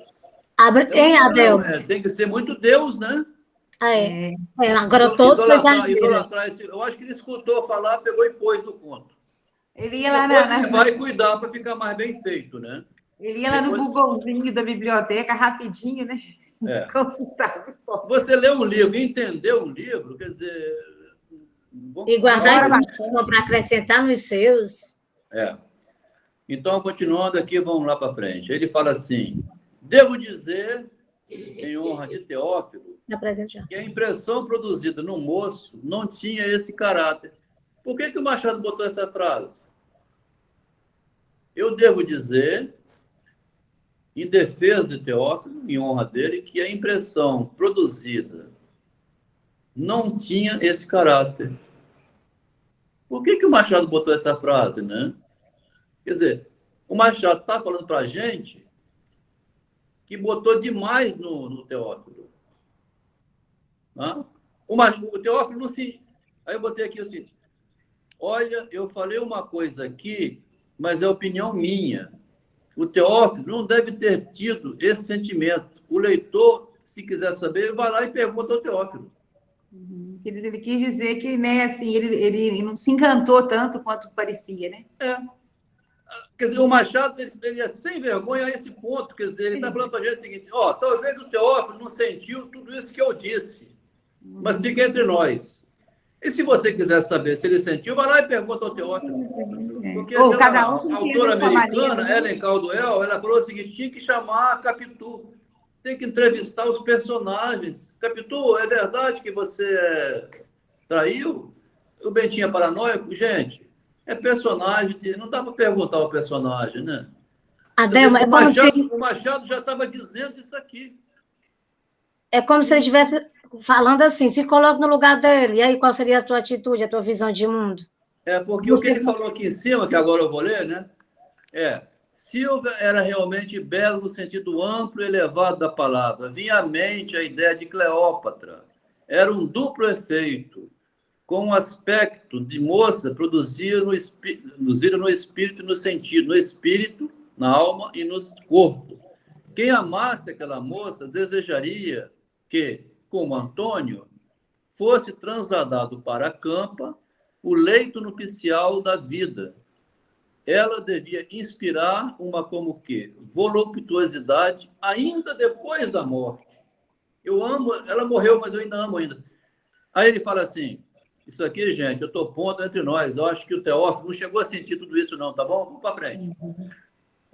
Até porque o Teófilo era um menino inexperiente, né? É. Então aí ele abusa, coloca ali todo o narcisismo dele, né? Eu tenho a impressão que quando o Castro Alves leu isso, tá? Gonçalves Dias falou assim, para um pouquinho, o Teófilo está zombando da gente, o Machado está zombando de nós. A gente faz essas poesias muito sobrecarregadas e o Machado aqui está ferrando com a gente, porque ele não sente tudo, esse personagem não sente tudo isso que o Castro Alves diz. Tinha que tirar o Machado, fala entre nós, quer dizer, o cara vai lá e fala, né, que não é Antônio e Cleópatra, gente, né? Quer dizer, é como falou a Melina, o Teófilo é um morador aqui da vila. É impossível ter tudo isso no Teófilo. Me dá a impressão que o Machado faz crítica desses poetas que bebiam, inclusive, muito, né? Ficavam... Tem um que morreu com 22 anos, eu não me lembro, isso tem no segundo grau, isso. Esses poetas, eles faziam poemas e apaixonavam tanto que morriam de poesia, né? Bebendo. De depressão. O povo dizia que era tuberculose, mas na depressão fazia eles ficar doentes, tinha boemia e morriam. O mal do século é a depressão. Mas você vê que ele já começa no conto, né, ele, falando do poeta que exagera, ou daquele que põe realmente o sentido, né? Então, assim... A idealização, né? O tombo é grande. Tanta idealização que o tombo é grande. É, isso aí. Vai para boemia e tuberculose. Depressão. Isso aí. Aí o Machado dizendo, gente, o nosso homem aqui, o Teófilo, é um homem comum, ele tem lá a Helena na casa dele, essa deusa toda não é Juno, e vai embora, né? E se vocês quiserem saber, vai lá e pergunta ao Teófilo. Ainda ele dá um tapa na cara do Castro Alves, né? Fala assim, pergunta ao personagem do Castro Alves se ele sentiu tudo isso que o Castro Alves botou na poesia dele. Vai lá perguntar, vai. Mas é ótimo isso, dizer. Pergunta para o fulano. O espírito do poeta só via e sentia o que havia de puro e adorável na mulher. Sílvia era um tanto pálida, não dessa fria palidez de cera que não comove. Tinha a testa... Aí ele vai descrever a Sílvia. Nus até onde consentiam a vaidade e o decoro. É uma mulher bem vestida e tudo. A descrição do Machado ele faz aí ao modo dele, né? Aí vai. Teófilo não podia desviar os olhos de Sílvia. Até então, o poeta reconhecera a beleza pelo que a imaginação lhe figurava. Esta beleza estava ali diante dele, palpável, visível e deslumbrante. Aqui, mais uma vez, é o Machado mexendo com os poetas da época dele. Sílvia conheceu o efeito que causara em Teófilo. Ela percebeu. Ou antes, supôs que ele não podia fugir à lei comum, uma lei comum dos outros homens que a cercavam. Todos que me chegam perto de mim desmaiam. Fitou um olhar fascinante no poeta e depois retirou os olhos para dirigir a palavra à dona da casa. Aí vai. Depois os dois moços separaram. É bela, não? Perguntou o poeta. Esplêndida, já está gamado, né? Teófilo sentiu-se outro. Parecia-lhe que estava próximo a entrar na estância da felicidade. Era simples amar. O amor nasceu de súbito. Ó, como falou Melina, né? Conheceu o amor. Como acontece quando é verdadeiro. Quando chegou a vez da sua valsa, o nosso poeta estremeceu. Quando Teófilo sentiu palpitar junto a si aquele seio, nossa, até eu estou ficando aqui agora animado, e respirou o ambiente estranho que cercava aquela singular criatura, o coração palpitou-lhe mais forte. Parecia-lhe um sonho. Que valsa foi aquela? Aqui é Machado zombando dos poetas, né? Não foi valsa, foi delírio. Delírio de poeta, ó. Delírio de fantasia. Castro Alves, lendo isso aqui, pega esse livro e joga no lixo. Cadê o Machado? Quer dizer, porque o ser humano é comum, né? Tem que gostar do encarnado aí, que fede, né? Que xinga, que peita. É difícil isso aí. O Deus é humano, né?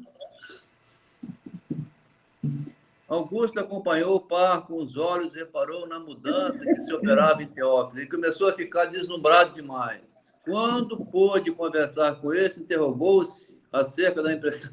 Vê só o Augusto. Augusto tomando cuidado. Cuidado para não decolar, hein, Teófilo? Aposto que está apaixonado. Teófilo, não. Daí a pouco, o conselheiro ofereceu o seu serviço a Teófilo. Até o conselheiro, amigo de Teófilo. Um Zé Ninguém, né? Caiu nas graças do pai. Esta noite fez uma revolução na vida, no espírito de Teófilo. O poeta encontrou o seu ideal. Aí, ó. O Machado é maldoso, né? Mas por que foi achá-lo tão alto? O ideal alto demais. Esta pergunta foi feita ao poeta quando se achou a só no gabinete de trabalho. Só então medir a distância que existia entre ele e Sílvia. Se o amor, a natureza, a lei divina podiam aproximar, o preconceito social e a lei humana separavam-nos. Aqui o Machado entra na história, na minha opinião, entra na história de novo. O preconceito social está aqui, né? Tem sinais de Machado no texto. O poeta dormiu pouco e tarde. Foi uma de suas poesias mais veementes, porque ele fez para a deusa, né, na noite. Lá no cântico, falou em amar, na elegia chorava, o impossível subir até ela. Sílvia, com este tato delicado das mulheres, reconheceu que era amada pelo poeta e, longe de procurar dissuadi-la, animou, me ama mesmo, vai se ferrar, vai. Esta animação levou ao espírito do poeta a esperança de ser amado. Vivia dela e por ela, para ela. Na amizade, confia-se um segredo, diz o La Bruyère, mas no amor o segredo escapa. Aí ele anuncia, né? Porque, engraçado que essa frase aqui, ó, é uma frase tão marcante, igual um aforisma de Lacan, assim, de Nietzsche, né? Botei no Google, não apareceu nenhuma referência. Os pesquisadores não ficaram atentos a essa frase. No amor, o segredo escapa. O namorado da menina falou para ela, né? Eu também destaquei essa daqui. No amor, o segredo escapou. Olha, minha filha, eu estou apaixonado. Não dá para você ser apaixonado e ficar sem falar nada, né? E ao falar para a Sílvia, aí que ela se aproveitou, né? Porque entregar se fragiliza, né? Aquele que fala primeiro que ama, o outro tem um trunfo na mão. Por isso que você se esconde um pouco também, né? Aí vai. Sílvia, essa frase achei interessante, que no amor o segredo escapa, nem Freud, assim, a gente põe as frases de Nietzsche, vem aquele monte de citação, os pensadores. Eu não vi nenhuma citação dessa frase. Tem muitas frases lindas nos textos de Machado, não exploradas ainda, que não foram lidas dessa maneira, né? Com a sagacidade que nós estamos lendo, assim, lendo sem vergonhamente, vamos dizer, né? Vendo a putaria que o Machado faz no texto, vamos falar assim. Mas essas aspas no texto foi você que colocou para chamar a atenção? Porque se são aspas, é também para viajar. Não, essa frase, um minutinho, vou responder. Essa frase aqui, ó, que eu marquei aqui, eu tirei do texto aqui em cima. Ó. No amor, o segredo escapa. Não tem aspas. Sim. Não tem aspas. Tá, aí eu botei no Google para ver. Deixa eu ver essa frase aqui. Fui lá ver, não tem nenhuma citação. É porque é do La Bruyère aqui, né? Corrija meu francês. Sim, mas Melina, mesmo do La Bruyère, eu procurei assim, onde que o La Bruyère fala isso? Eu não achei, não. Isso que... A gente pode procurar depois. Vamos sim. Eu procurei rapidamente hoje, não achei em que obra o La Bruyère fala isso. Diz La Bruyère, é Machado que diz. Quer dizer, vai saber se o Machado encontrou isso para dizer também, né? Às vezes ele interpretou La Bruyère desse jeito e colocou ali, né? Isso aí. Pode Às vezes ele falou que sabia javanês, né? Vindo de um bruxo, tudo é possível. Não é? Então, continuando, ele fala aqui assim, Sílvia cantava ao piano, aí vai. Parecia-lhe que era o senhor daquela mulher e daquele coração. Parecia a ele que ele já era o dono dela, assim, o senhor dela. Aí, gostou? Perguntou ela, tocando piano. Muito, disse o poeta, adoçando a voz como se respondesse a um anjo. A Sílvia sentou-se e tal. Tudo ali conspirava para a declaração do poeta, né? Tudo conspirava para ele se entregar.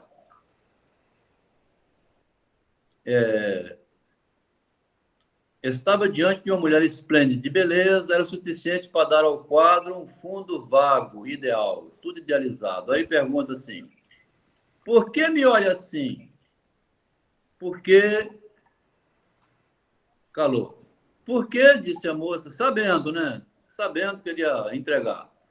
Porque, perdão, não poderei guardar esse segredo, tá vendo? É um segredo de amor que se entrega, né? Eu amo. Dizendo essas palavras, Teófilo levantou-se e esperou de pé a resposta de Silvia, já que estava convicto, né? Silvia baixou os olhos, deu uma volta no leque e bateu com ele sobre o joelho. Impaciente, né? Pô, cara, vai embora, rapaz. Você é plebeu, você mora lá na morro, puta que pariu. O moço estava embaraçado. Que fazer diante daquele silêncio? Entretanto, a sua felicidade dependia de uma palavra de afirmação da Silvia. Ela persistia calada. Teófilo fez um esforço e murmurou, diga-me. Não lhe digo nada, disse Silvia, levantando-se. Por quê? Porque não sei. Aí ele ficou pior ainda. Foi ficando deprimido, quase que suicida, né? Primeiro, a verdade cruel, embora a dúvida, disse ele, se me não pode amar, é melhor que o diga francamente. Entretanto, atenda bem para o estado do meu coração. É amor que eu sinto, amor puro, ardente, elevado. Aí é que ela ficou conosco mesmo. Não. Basta, chega dessa palhaçada. Serei franco, eu não te amo. Imagina só, hein? Silvia tinha trabalhado para arrancar a confissão dele para ter o sabor de dizer que não amava. Esse é o Machado, né? Que os poetas leram, hein? Publicado em 67, hein? Teófilo encostou a um móvel para não desmaiar, né? Não o amo. Talvez viesse a amá-lo, mas como? Mal o conheço. Demais, este amor levaria a algum ato definitivo, um compromisso, né? E eu não estou disposta a casar-me. Bom, ela ama apenas e não quer nada mais do que o amor, nenhuma confirmação adicional, somente palavras, né? Botei na minha interpretação. Dizendo essas palavras, a moça foi sentar-se no divã. Teófilo ficou atônito. Sim. Tá. Teófilo ficou atônito. Aí, a presença do conselheiro era necessária na situação esquerda. Primeira vez que eu vejo uma situação virar esquerda, tá? Metáfora do Machado aqui, né? Daquelas de a gente lê assim, atravessado, né? Ele está numa situação esquerda, canhota, em que se achavam os dois. Ficou a situação esquerda. Silva levantou-se e foi ao pai com um sorriso. Então, meu pai, já acabou as suas práticas políticas? Aqui tem outra metáfora escondidazinha, muito sacana aqui do Machado. A metáfora política, prática política. Já? E tu? Não cuidei de ter o prazer de encontrá-lo aqui ainda, o senhor Teófilo. Aí ele falou. Teófilo, que se achava de pé, adiantou-se. É verdade, ainda estava aqui. Ora bem, há de tomar chá conosco. Desculpe, não posso, já me hei de embora. Já? Não tem mulher ciumenta? Não. Tenho mãe, senhor conselheiro, mãe e irmã, ciumentas ambas, que me amam e a quem correspondo a estima e o amor que me tem. Aí a Silva vai ir batendo com o cabo do leque nos lábios. Estou sabendo. Quer dizer, ele gosta da mãe e da irmã. Teófilo não reparou no sorriso dela. Sorriso irônico, com certeza. Enfim, disse o conselheiro, se assim não quero ser a causa de dano algum a essas senhoras. Teófilo apertou a mão ao conselheiro, depois estendeu a sua a Silvia, que lhe deu apenas a ponta dos dedos. Mas, quando retirou os seus dedos, Silvia não pôde deixar. A caminho de casa e tal, amor próprio ofendido. Aí chegou em casa... Helena escutou no quarto, ele chorava como se cantasse. O choro dele era um canto. Era uma maneira de exprimir as suas emoções. Levaram a Silvia, né? Levaram a construir um castelo de quimeras para ver o decaído com algumas palavras frias e desdenhosas de uma mulher. ouvira pura e simplesmente a sentença de morte. Não era só o amor, aqui é a frase importantíssima, né? A Silvia não magoou o amor, não. Né? Uma dupla desilusão. Não era o amor que ficava burlado, era o objeto do amor, que se desonrava a seus olhos. Em sua fantasia de poeta, em sua ignorância das coisas do mundo, né? Fantasia de poeta ignorando coisas do mundo, tinha imaginado na mulher uma alma tão pura como era a pura beleza física. Até esta ilusão se desvaneceu. Aquela perfeição física era uma vulgaridade moral, olha só. Quer dizer, não coadunava uma coisa com a outra. Não tinha beleza moral e beleza física. Ela não atraiu para corresponder à atração. Ela atraiu com uma cilada. Então, ela tem beleza física para atrair para armadilha. É uma sem vergonha, vou chamar assim. Quer dizer, é uma decepção amorosa muito grande, porque se eu for gostar de alguém, me declarar como amando, e ela parece que retribui, e depois me chama de idiota, eu não quero amar ninguém mais. Agora, Adelmo, logo no início do convite do amigo para ele ir à festa, também me pareceu que o pai da moça isso tudo foi uma coisa meio que armada, né, para ele ir a essa festa. Não foi só cuidado dos amigos. Quando você chamou atenção por esse ponto político aí, me parece que Teófilo também, de alguma forma, esse pai tinha algum interesse político aí nesse Teófilo. Não tem, não? Era só mesmo uma questão de um romance?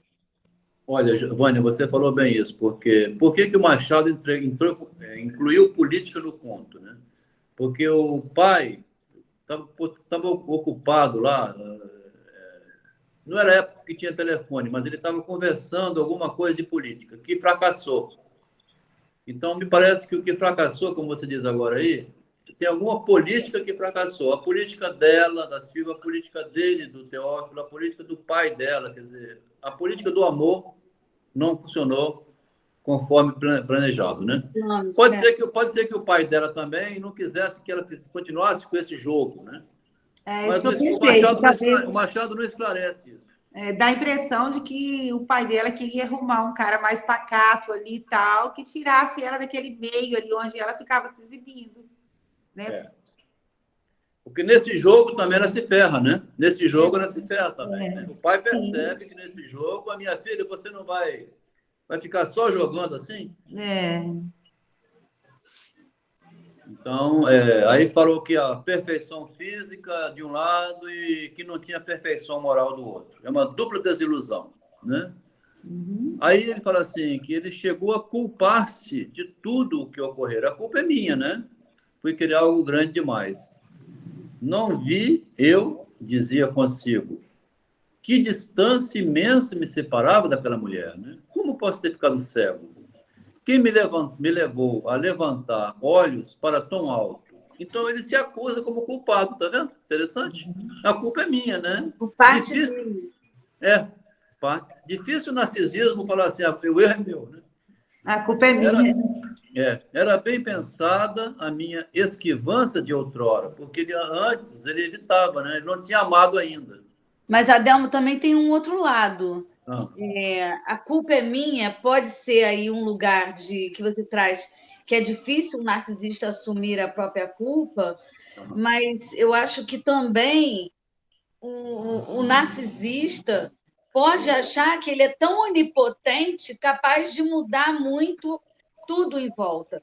Eu me sinto tão culpado porque eu podia ter feito diferente. Então, é uma exigência de um perfeccionismo impossível. Então, está tocando aí no impossível. Sim. Mas impossível da Silvia, né? Ele quis algo demais. Mas quando ele diz depois que a segunda hipótese, né, é que a vergonha da derrota, né, que ele não quis nem contar aos amigos, então, assim, você vê que é um narcisismo, mas que ele compreende que é. É vaidoso.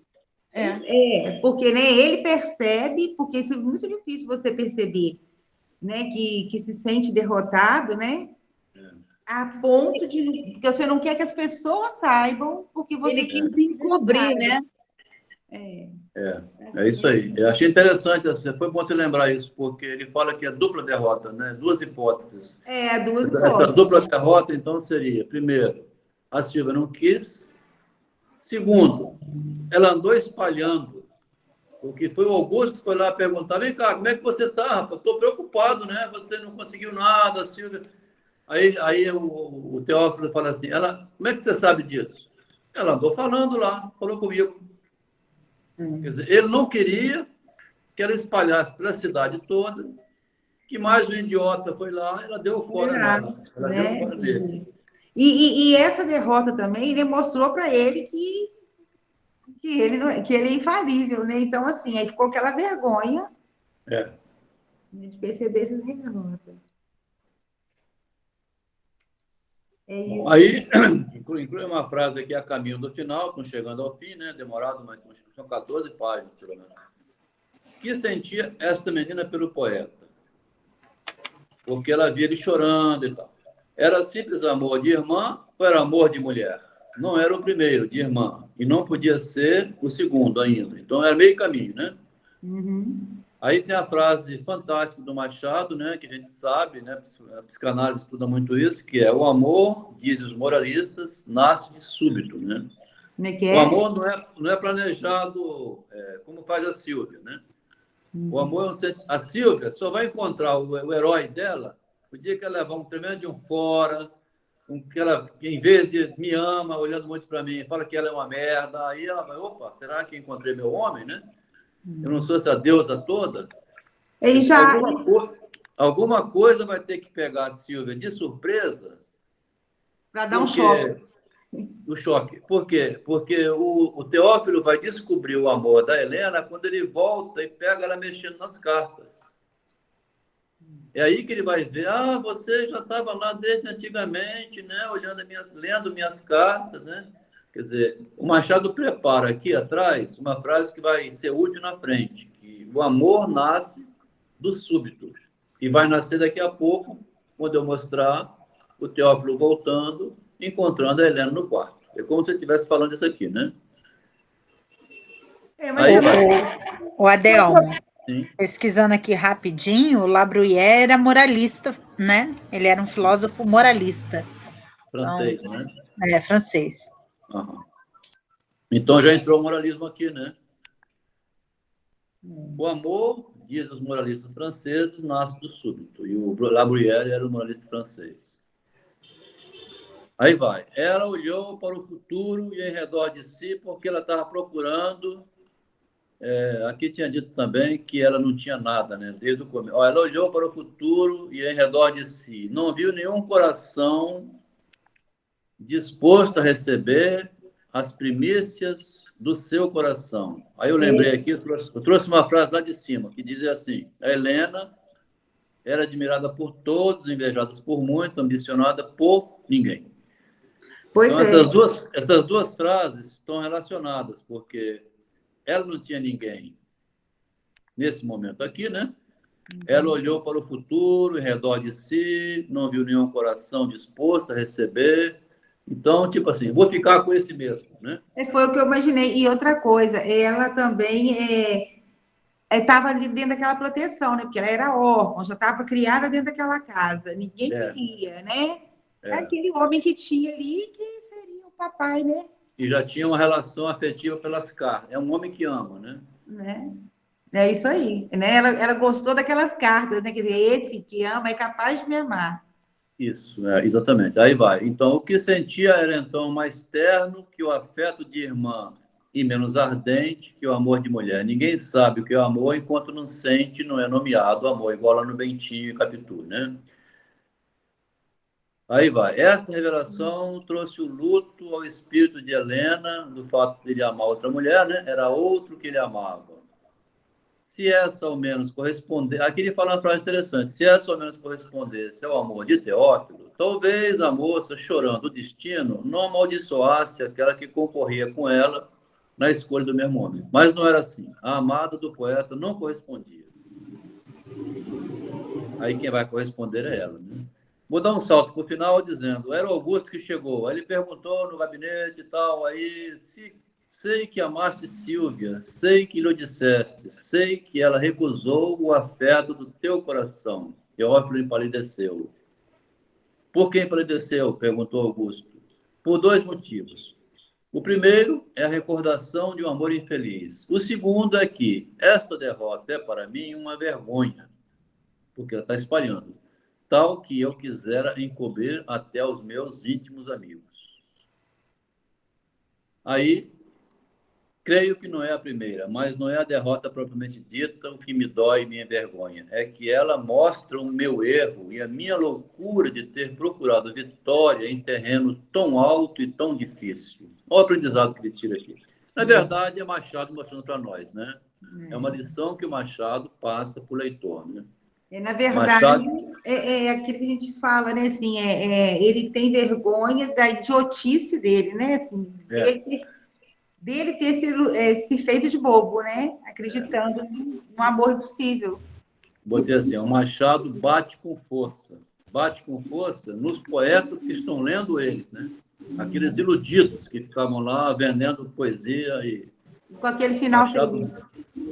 Final feliz. O Machado é final infeliz sempre, né?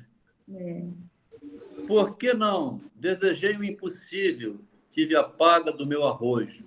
Mas quem te disse isso? Foi ela? Foi. Digo francamente que avaliza a namoradeira em cujos olhos puseste a estrela das tuas ambições amorosas. Contou-me ela ontem tudo o que se passou. Isto entre um movimento de leque e uma escala de piano. Não te vingas isso? Não. Embora não aceitasse o meu coração, eu desejara que ela ficasse sendo a mulher nobre e elevada, que não ficasse fazendo fofoca, que eu sonhei nas minhas noites de febre, doença do amor, né? Ela não devia ter descido do pedestal espalhando. Vim dizer-te, para que mais depressa esquecesse essa mulher, se o teu amor ficasse ofendido, era mal para ti e para nós. Sucumbias, perdi o amigo e tal. E virar o colo, explodir o apartamento. Mas se deste naufrágio só o teu amor próprio houver sofrido, é certo que viverás. Interessante essa frase, tá? Essa frase eu não vi em lugar nenhum aproveitada assim para comentários para os comentadores. E nem o Freud parece que tinha pego isso aí antes da psicanálise ser criada. Como o Machado antecipou a perspectiva assim do ser humano, né?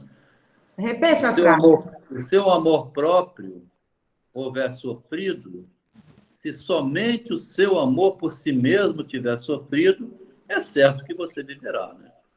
Mas se você ficar ligado ao amor do outro, ela, quando é que eu vou fazer? Ficar sofrendo e não desligar do objeto, que aí é luto e melancolia do Freud, né?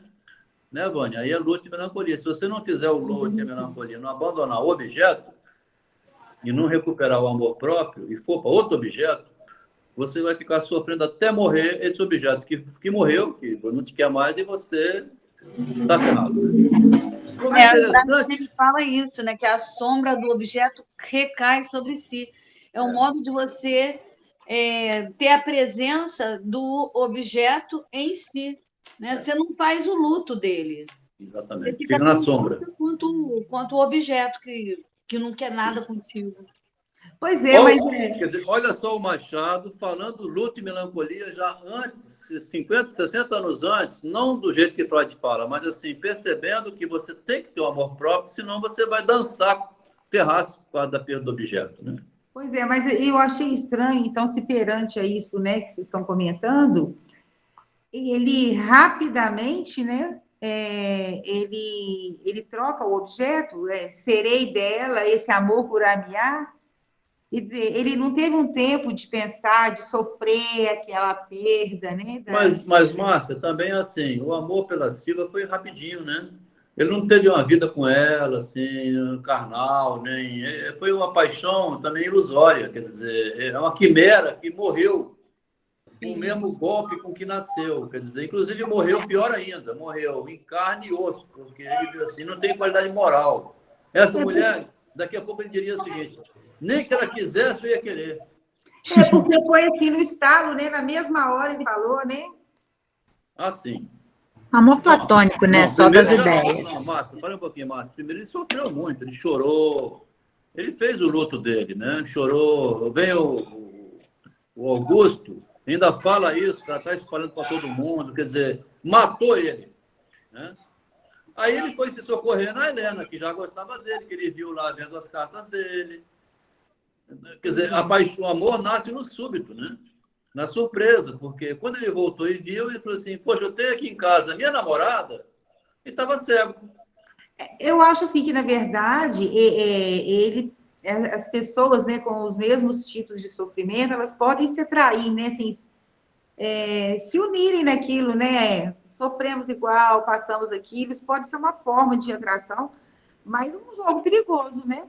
Porque ele não gostava da Helena, parece. Então, assim, ele buscou ali a cura para ele. Mas, Márcia, essa frase do La Bruyère, essa frase do La Bruyère, que a moralista francês, que a menina acabou de trazer, que fala: o amor nasce do súbito, né, da surpresa, está vinculado assim. Ela é uma pessoa que lê, cutuca as minhas poesias. Eu gosto de você, Márcia, porque você lê meus textos. Vamos falar sincero, quer dizer, a Ana, assim, a gente gosta um do outro também no nível da humanidade. Sim. Ele fica feliz de saber que essa namorada dele já lê e gosta dos poemas dele. É uma transformação no amor, quer dizer, é uma mulher humana, né? Ele fala assim, uma deusa, né? A outra era Juno. Sim. Não casa com ninguém. Mas, assim, aí, de repente, ele já vai e marca um casamento e pensando que essa mulher vai curá-lo. Pelo menos é que mora com ele. Assim, aí falou, a Ana, a Melina, falou assim, ele também não tem onde cair morto, ela, né? Ela não vai, a mulher é garantida para ele, né? Ô, Márcia, eu não vou entrar muito porque ele não fala essas coisas, são paranoias da gente, né? O fato é que ele, então, substituiu um amor... Ela falou lá em cima, né, a Helena, estou fazendo um ponto de admiração. Então, assim, né, nesse momento, o ponto de admiração inverteu. Ele percebeu algo em que podia admirar nela, porque até então eram irmãos, criados juntos, né, na orfandade, e aí percebeu, o despertar de novo, né, ele não tinha ideia do que era isso, e aí ao perceber aquele primeiro amor, depois ele se atentou para quando apareceu um outro amor, né. E assim a gente vai, de amores em amores. É isso aí. Melina, quando você falou do segundo momento, né, dele olhar a Sílvia como ali despertando nele algo que ele nunca tinha sentido, essa questão da libido, a sexualidade ali aflorando. Eu tô lá, você já leu o Seminário 11, que ele tem um capítulo do amor à libido? Então, do amor à parte que fala da ambivalência, do narcisismo ali em cheio. Libido, quando já trazendo a questão da pulsão, que a reversão não é a mesma coisa que ambivalência. Mas eu acho que está trazendo isso que é de muito mais do que o binário. O que existe entre duas coisas é uma infinidade de coisas. E isso que é inumerável, quando nesse intervalo entre duas coisas, a Kiki está falando sobre a questão de que não fez o luto. Fez sim, porque entre dois espaços, a gente não sabe o que pode estar acontecendo aí, mas é uma infinidade de coisas que estão dentro disso. É verdade. É verdade. E ele viu esse ponto de admiração que a Melina traz. Eu estava do amor à libido na minha cabeça, nesse capítulo do Lacan. Ali ele trabalha os 3 tempos que acontecem numa análise, ou então até na constituição do próprio sujeito. Eu posso pensar que o próprio Teófilo e a Helena já viam coisas ali acontecendo, mas que não tinham lugar ainda. E me parece que o ponto de admiração, ele tem assim como se fossem pontos, marcas. São tempos diferentes de Teófilo, tempos diferentes de Helena. tempo diferente dessa relação entre eles. Isso. aí. E, Agora, e o a frase- Machado a frase faz isso, também- fez isso com o Bentinho e Capitu também, né? Lá, aquele amor juvenil desde criança e depois se descobrem, né? Adultos. Isso aí. Quando descobre o amor, né? Agora a Melina fez um ponto lá atrás que eu mesmo não tinha pegado por esse lado, mas que é o ponto de amarração que agora a Vânia emendou. Quer dizer, quando ele vê a Silvia, imagina um homem, né? Vamos falar sério aqui.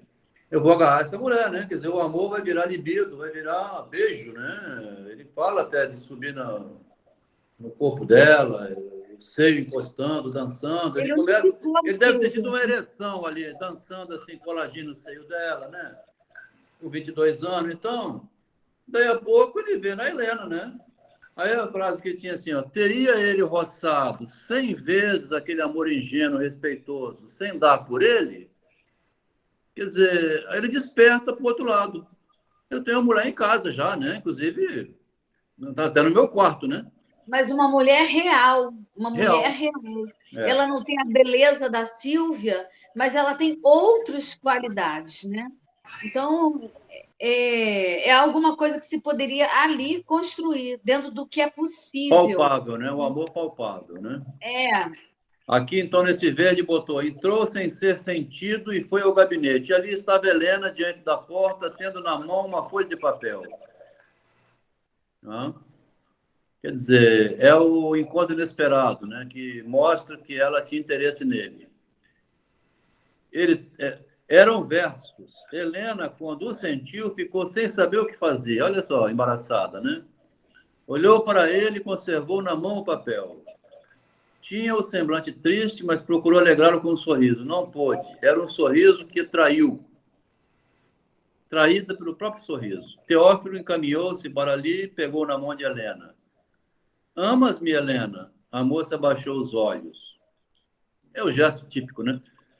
Teófilo repetiu a pergunta. Sim, murmurou a moça, vexada lá, sei lá. Quer ser minha mulher? Helena fugiu sem dizer palavra. Deve ter saído correndo. Teófilo viu-a desaparecer e disse consigo: sei o que são esses sentimentos. Padeci. Não quero que ela padeça. Serei dela. Este amor curar-me-á. Isso aqui também é meio dramalhão, mexicano, assim, Foi. Machado. Mas é a fase que eles chamam de romântica, né?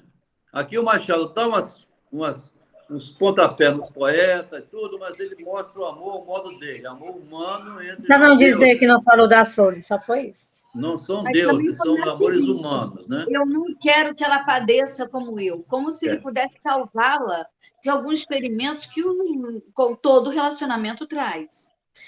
Eu acho que ele quis, tipo assim, vou fazer com ela o que eu gostaria que a Silvia tivesse feito comigo. Tivesse pendiente de mim, porque ele disse, olha, mas antes de responder qualquer coisa, verifica o meu coração, você, né? Ele falou alguma coisa assim. Mas, Luana, você não acha que é falso demais? Eu sair daqui de Vitória, ir para São Paulo, aí encontro uma deusa e fico por lá. Assim, não é encantamento fora também da realidade? Você entende? Quer dizer, ele coloca uma situação... que chamam de amor, que na verdade coloca uma situação irreal. Eu gosto disso. Construiu uma situação irreal que acabou redundando no amor dele pela Helena. Quer dizer, deixa eu amar alguém do meu bairro, né? Deixa eu amar completo. Adel, peraí, meu marido é paulista, veio para o Rio num carnaval, e aqui ficou. Eu fui para São Paulo para poder ir lá logo 2 meses depois, e aí a gente namorou definitivamente. 2 anos de namoro e casamento. Ele veio para Niterói. Olha a Silvia aqui na nossa frente. Olha a Silvia ali, tá vendo? Olha aí, a Helena ficou lá em São Paulo. Mas uma Helena ficou lá em São Paulo, Mãe, e você é a Silvia do seu marido. Eu acho que ele gostou das praias, entendeu? Que bom. Da vista para o Rio de Janeiro. De vez em quando ele ia a São Paulo, ver a Helena lá, não, né? Ou não. Ah, não. Aqui, terminando o conto, fala Pode assim... crescer, Machado, revelar as coisas? Isso aí. Aí a gente termina hoje porque foi longo, né? Meu amigo, fui buscar o impossível, tendo o possível à mão. Vê como andava errado. Queres ser meu padrinho de casamento? Helena vai ser minha mulher. Marco Aurélio terminou Eu não sei se esse Marco Aurélio aqui é alguma citação lá do Marco Aurélio, né? Eu acho que é da Cleópatra, não, claro. Não sei se isso aqui é citação que o Machado gosta, né? Ou se é texto dele, tá? Porque ele também engana a gente. O Machado é um sem vergonha. Adora fazer essas coisas. Bom, então hoje a discussão foi extensa, né? Cansa. Mas foi boa. Rolou bastante aqui. Agradeço a paciência de ficar aqui conversando. Vamos ver as pessoas que estavam. Dá uma boa noite. Adelmo, Sim. esse Marco Aurélio aí deve estar aparecendo só nessa versão que você pegou, será que não?